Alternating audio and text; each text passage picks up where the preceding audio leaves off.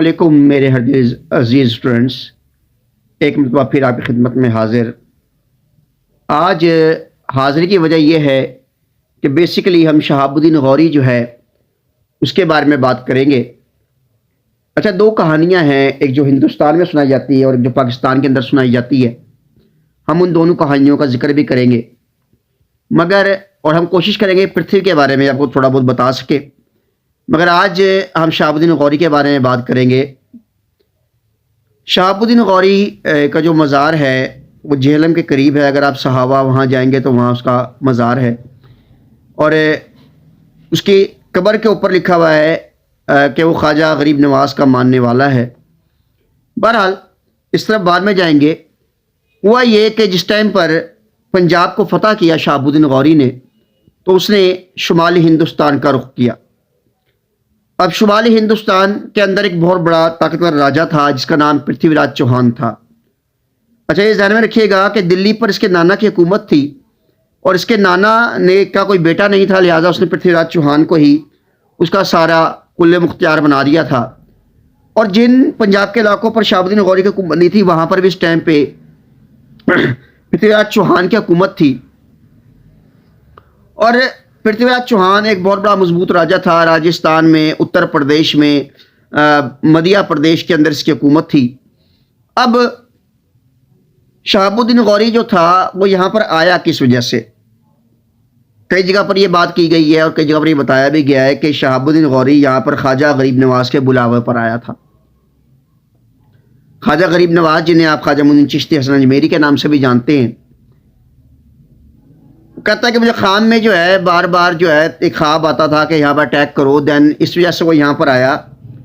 اور پھر باقاعدہ یہ بات کی جاتی ہے کہ اس نے باقاعدہ دیکھا کہ ایک جو بزرگ ہے وہ آگے لڑ رہا ہے، آگے لڑ رہا ہے۔ وہ کہتا ہے میں نے دیکھنے کی کوشش کی مگر اس کا مجھے چہرہ نظر نہ آیا۔ پھر وہی بزرگ جو ہے وہ مسجد کی مینار پر چڑھ کے اس نے جو ہے اذان دی، تب بھی مجھے اس کا چہرہ نظر نہیں آیا۔ پھر جب انہوں نے جماعت کرائی اور جب انہوں نے سلام پھیرا، جب انہوں نے چہرہ دیکھا تو تب بھی وہی بزرگ تھے۔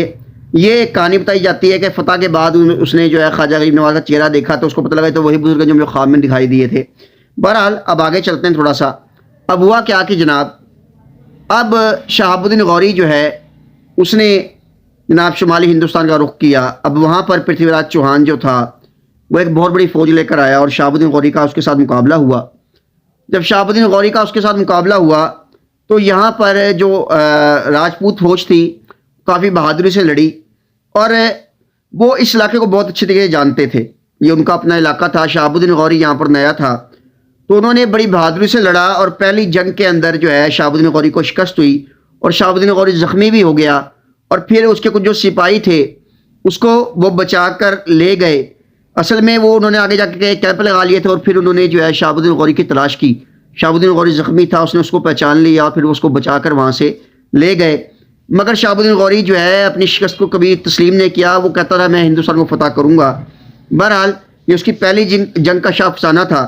اب جو راجپوتوں کی فوج تھی وہ بڑی محصور تھی اور بڑے فخر کے اندر تھے کہ انہوں نے شہاب الدین غوری کو شکست دے دی۔ اب ان کا ایسا لگتا تھا کہ ان کے اوپر سے یہ جو مصیبت ہے شہاب الدین غوری والی یہ ٹل گئی، مگر ایسا نہ ہوا۔